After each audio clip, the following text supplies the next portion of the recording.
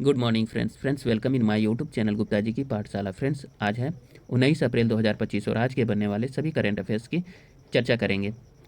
लेकिन उससे पहले 18 अप्रैल 2025 के करंट अफेयर्स का क्विक रिवीजन करते हैं। फ्रेंड्स ये वीडियो हिंदी मीडियम वालों के लिए है, ठीक है। इंग्लिश मीडियम वालों के लिए सेपरेट वीडियो। चलिए स्टार्ट करते हैं। भारत के अगले मुख्य न्यायाधीश के रूप में किसे नियुक्त किया जाएगा? इसका आंसर हो जाएगा भूषण रामकृष्ण गवई। तो भूषण रामकृष्ण गवई जो है भारत के 52वें क्रम के मुख्य न्यायाधीश बनेंगे। अगला क्वेश्चन है फ्रेंड्स, भारतीय भारोत्तोलन महासंघ के खिलाड़ी आयोग की अध्यक्ष किसे नियुक्त किया गया है? इसका आंसर हो जाएगा मीराबाई चानू। अगला क्वेश्चन है, मार्च 2025 के लिए ICC men's player of the month किसे चुना गया है? इसका आंसर हो जाएगा श्रेयस अय्यर। अगला क्वेश्चन है, भारत उज्बेकिस्तान संयुक्त सैन्य अभ्यास डस्टलिक 6 का आयोजन कहाँ किया जा रहा है? इसका आंसर हो जाएगा पुणे। अगला क्वेश्चन है, माउंट लेवोटोवी ज्वालामुखी हाल ही में चर्चा में था, यह किस देश में स्थित है? इसका आंसर हो जाएगा इंडोनेशिया। अगला क्वेश्चन है, हाल ही में समाचार पत्र में रहा ऑपरेशन चक्र 5 क्या है?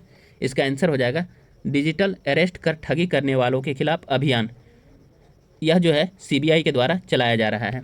अगला क्वेश्चन है, अप्रैल 2025 में रक्षा साहित्य महोत्सव कलाम और कवच 2.0 कहाँ आयोजित किया गया है? इसका आंसर हो जाएगा नई दिल्ली। अगला क्वेश्चन है, हाल ही में खबरों में रहा क्रेउजर-फेल्ड जेकब रोग यानी कि सीजेडी मुख्य रूप से शरीर के किस हिस्से को प्रभावित करता है?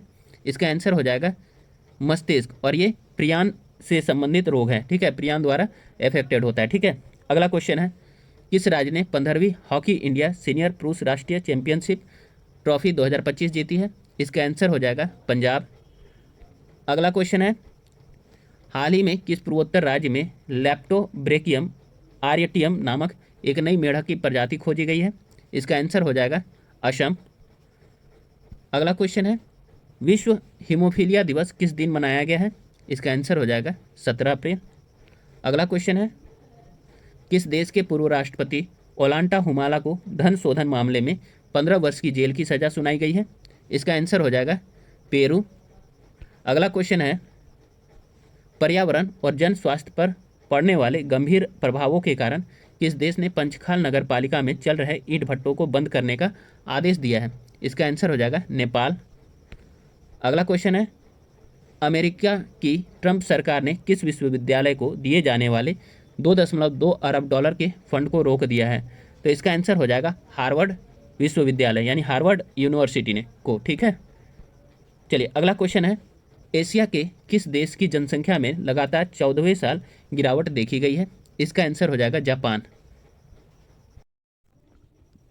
चलिए फ्रेंड्स, अब हम लोग आज के करंट अफेयर्स की चर्चा करते हैं। पहला क्वेश्चन देखते हैं फ्रेंड्स, हाल ही में 3 लैंग्वेज पॉलिसी लागू करने वाला पहला राज्य कौन बन गया है? इसका आंसर हो जाएगा सी महाराष्ट्र।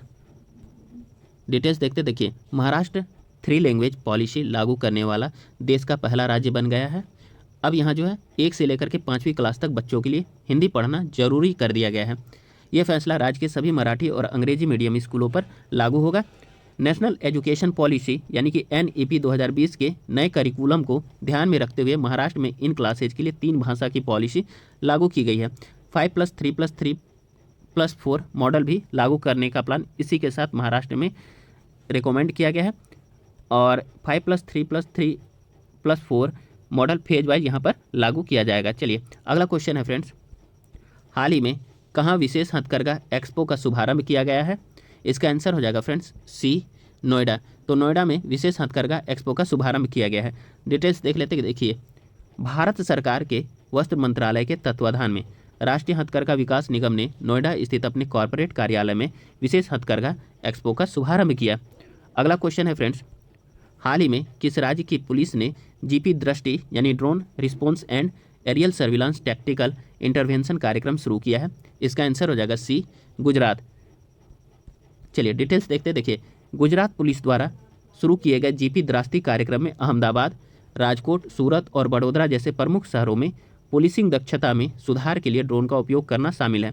गैंग हिंसा, सड़क अपराधों की घटनाओं के दौरान प्रतिक्रिया समय को कम करने के लिए इसे डिजाइन किया गया है। देखिए, जीपी दृष्टि कार्यक्रम राज्य में कानून व्यवस्था को आधुनिक बनाने की दिशा में एक महत्वपूर्ण कदम है। अगला क्वेश्चन है फ्रेंड्स, हाल ही में गैबोन में किस सैन्य नेता ने राष्ट्रपति चुनाव जीता है? इसका आंसर हो जाएगा फ्रेंड्स बी, ब्राइस ओलिगी नगुएमा। डिटेल्स देखते हैं। देखिए, जनरल ब्राइस ओलिगी नगुएमा ने गैबोन के राष्ट्रपति चुनाव में 90% से अधिक मतों के साथ जीत दर्ज की, जिससे मध्य अफ्रीकी देश पर उनकी पकड़ मजबूत हुई है। यह विजय 2023 में हुए सैन्य तख्तापलट के बाद आई है, जिसमें नगुएमा ने दशकों से सत्ता में रहे बोंगो वंश को सत्ता से हटा दिया था। नेक्स्ट क्वेश्चन है फ्रेंड्स, 5 नंबर क्वेश्चन, हाल ही में कहाँ मानवता की पालना गुफाएं फिर से खुली है? इसका आंसर हो जाएगा सी, दक्षिण Africa, it means south Africa. तो साउथ अफ्रीका में मानवता की पालना गुफाएं फिर से खुली है। हाल ही में दक्षिण अफ्रीका की मानवता का पालना यानी क्रेडल ऑफ ह्यूमैनिटी गुफाएं जनता के लिए फिर से खुली है। यह गुफाएं गोतेंग प्रांत में जोहानसबर्ग से 50 किलोमीटर दूर स्थित है। यह गुफाएं मानव विकास के अध्ययन के लिए महत्वपूर्ण मानी जाती है। इन गुफाओं को टर्क फाउंटेन के नाम से भी जाना जाता है, जो मानव विकास के अध्ययन में एक महत्वपूर्ण स्थल है। 2000 ईस्वी में इन गुफाओं को विश्व धरोहर स्थल घोषित किया गया था।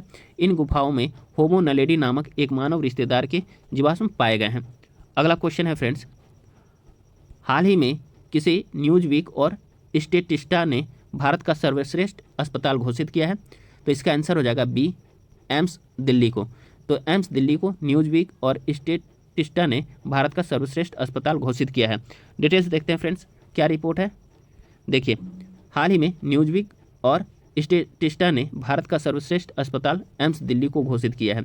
नई दिल्ली के अखिल भारतीय आयुर्विज्ञान संस्थान यानी एम्स को न्यूज वीक और स्टेटिस्टा की विश्व के सर्वश्रेष्ठ अस्पतालों की वर्ष 2024 की रैंकिंग में वैश्विक स्तर पर 97वां सर्वश्रेष्ठ अस्पताल का दर्जा दिया गया है। ठीक है, वहीं पहला स्थान पर कौन है? तो संयुक्त राज्य अमेरिका के मिनेसोटा में स्थित मेयो क्लिनिक को 97.51% स्कोर के साथ दुनिया का सर्वश्रेष्ठ अस्पताल माना गया है। देखिए, यह सम्मान जो है उच्च गुणवत्ता की स्वास्थ्य सेवा, चिकित्सा अनुसंधान और किफ़ायती उपचार उपलब्ध कराने में एम्स दिल्ली की उत्कृष्टता प्रदर्शित करता है। यह रैंकिंग 30 देशों के 2400 से अधिक अस्पतालों का मूल्यांकन के बाद दी गई है।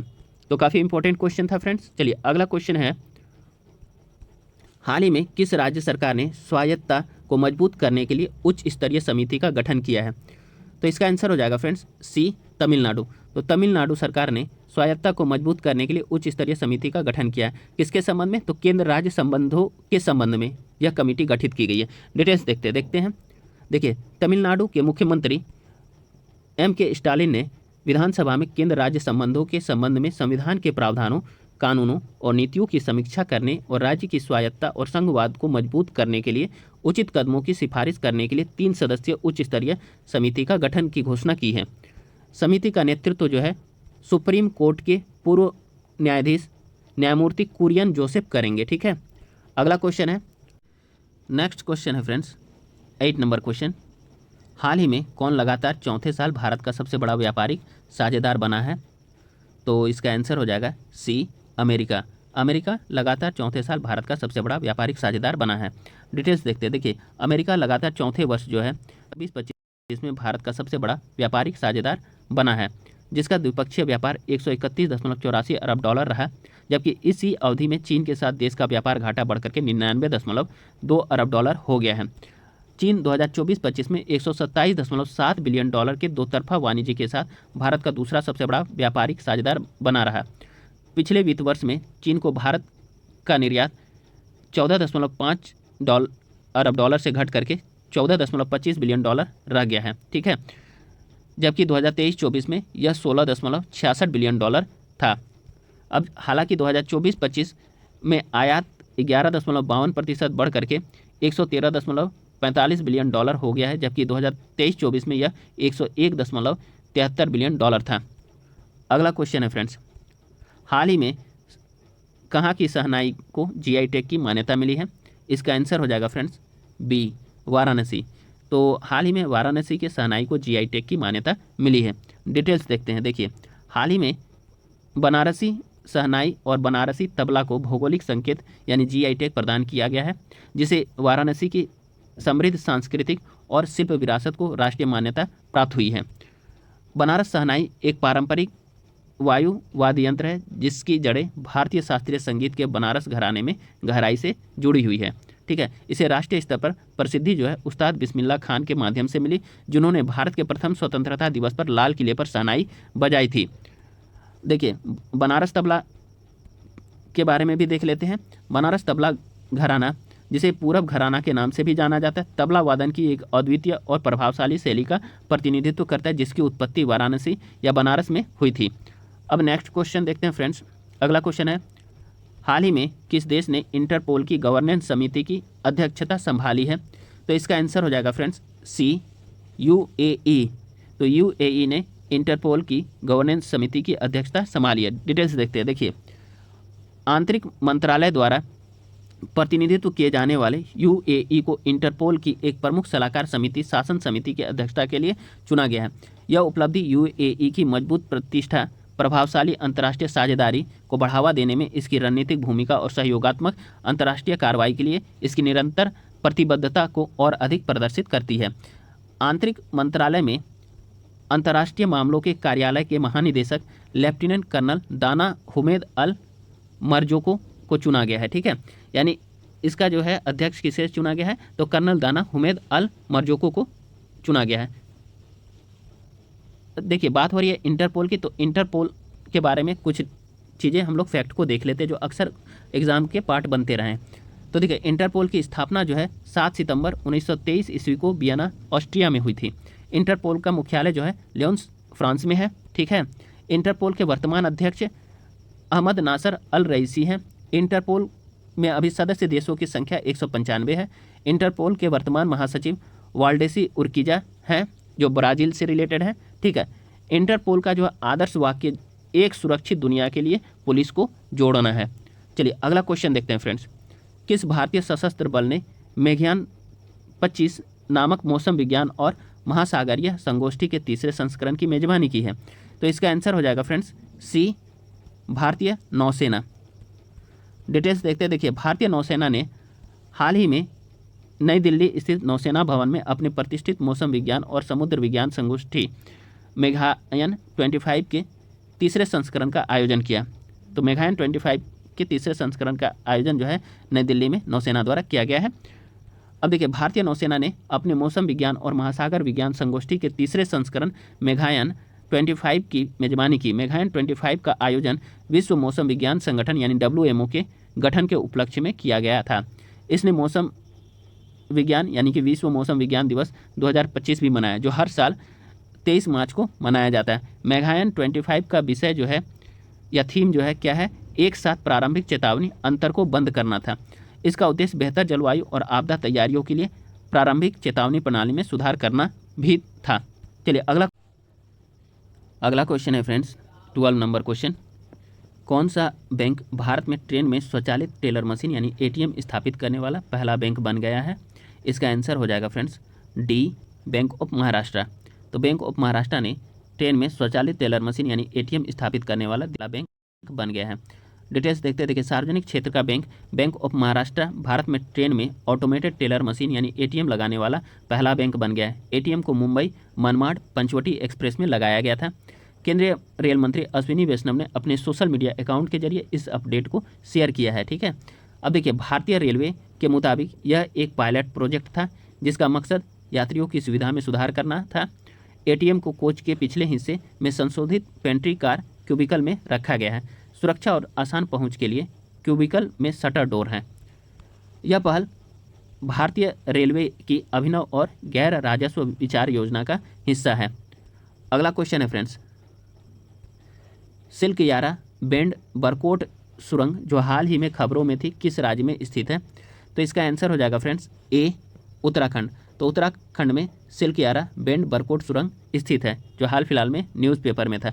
डिटेल्स देखते हैं फ्रेंड्स। देखिए, केंद्रीय सड़क परिवहन और राजमार्ग मंत्री ने सिल्कियारा बेंड बरकोट सुरंग में सफलता को ऐतिहासिक मील का पत्थर बताया है।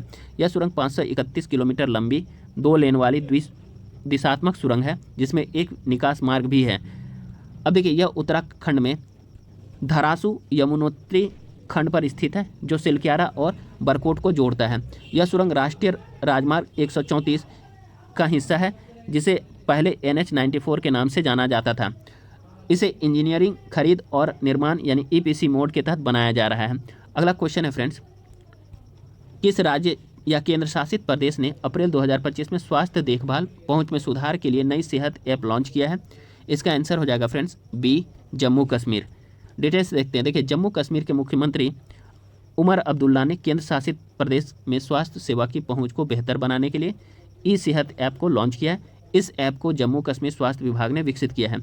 ई सेहत का मतलब है electronic solution for enabling health access through technology. अब देखिए, इसका उद्देश्य रोगियों और डॉक्टरों और पैरामेडिक्स जैसे स्वास्थ्य सेवा प्रदाताओं दोनों की सेवा करना है।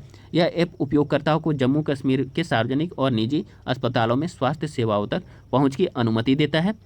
यह डॉक्टर की उपलब्धता, अपॉइंटमेंट बुकिंग, डायग्नोस्टिक और सर्जिकल सेवाओं, टेली कंसल्टेशन, टेलीमेडिसिन के बारे में जानकारी भी प्रदान करता है। ठीक है, अगला क्वेश्चन, चलिए फ्रेंड्स नेक्स्ट क्वेश्चन देखते हैं।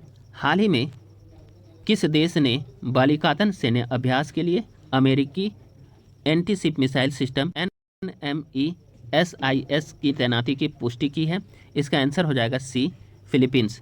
तो फिलीपींस इसका आंसर हो जाएगा। देखिए, फिलीपींस ने इस वर्ष के बालिकातन सैन्य अभ्यास के लिए संयुक्त राज्य अमेरिका की जहाज रोधी मिसाइल प्रणाली यानी NMESIS की तैनाती की पुष्टि की है।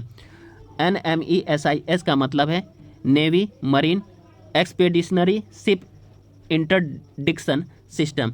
इसे यूनाइटेड स्टेट्स मरीन कॉर्प्स यानी USMC के लिए ज़मीन से समुद्र में मिसाइल हमलों का समर्थन करने के लिए विकसित किया गया है। यह नेवल स्ट्राइक मिसाइल यानी NSM का उपयोग करता है, जो संयुक्त राज्य की नौसेना की नवीनतम एंटीशिप मिसाइल है। मिसाइल को ऑस्कोस पॉइंट लाइट टैक्टिकल व्हीकल यानी JLTV के मानव रहित संस्करण पर लगाया गया है। वाहन प्लेटफॉर्म को remotely operated ground unit for expeditionary यानी रोगियो फायर कहा जाता है। ऑस्कोस डिफेंस रोगियो फायर वाहन की आपूर्ति करता है। चलिए अगला क्वेश्चन है फ्रेंड्स, किस देश में इंटरनेशनल बिग कैट अलायंस यानी IBCA का मुख्यालय स्थापित करने के लिए समझौते पर हस्ताक्षर किए हैं? तो कहाँ पर मुख्यालय स्थापित करने के लिए समझौता पर हस्ताक्षर हुआ है? तो इसका आंसर हो जाएगा फ्रेंड्स डी, भारत। तो भारत में जो है इंटरनेशनल बिग कैट अलायंस का मुख्यालय स्थापित करने के लिए समझौता पर हस्ताक्षर किया गया है। चलिए डिटेल्स देखते हैं। देखिए, भारत ने IBCA के साथ समझौता किया है, जिसके तहत इसका मुख्यालय और सचिवालय भारत में स्थापित होगा। यह भारत की स्थायी मेजबानी के रूप में भूमिका को दर्शाता है। ठीक है, एक ऐतिहासिक कदम है यह। भारत ने अंतर्राष्ट्रीय बिग कैट अलायंस यानी IBCA के साथ इसके मुख्यालय और सचिवालय की स्थापना के लिए समझौते पर हस्ताक्षर किए, जिससे वैश्विक वन्यजीव संरक्षण में भारत के नेतृत्व की पुष्टि हुई है। प्रोजेक्ट टाइगर की 50वीं वर्षगांठ के दौरान अप्रैल 2023 में PM नरेंद्र मोदी जी द्वारा लॉन्च किया गया IBCA 7 प्रमुख बड़ी बिल्लियों जैसे कि बाघ, शेर, तेंदुआ, हिम तेंदुआ, चीता, जगुआर और प्यूमा के संरक्षण पर केंद्रित है। अब यह एक संधि आधारित जो है अंतर सरकारी निकाय है। 2024 से यह आई हुई थी अस्तित्व में, जिसमें भारत, लाइबेरिया, एस्वातिनी, सोमालिया और निकारागुआ इसका अनुसमर्थन करते हैं। इस संगठन को बुनियादी ढांचे और संचालन के लिए भारत से 150 करोड़ रुपए का समर्थन यानी 2023 से 29 तक प्राप्त होगा। चलिए फ्रेंड्स, आज का सेशन जो है यहीं समाप्त होता है। और फ्रेंड्स, आप लोग हमारे चैनल गुप्ता जी की पाठशाला को लाइक करें, शेयर करें, सब्सक्राइब करें और आप सभी को बहुत बहुत धन्यवाद फ्रेंड्स।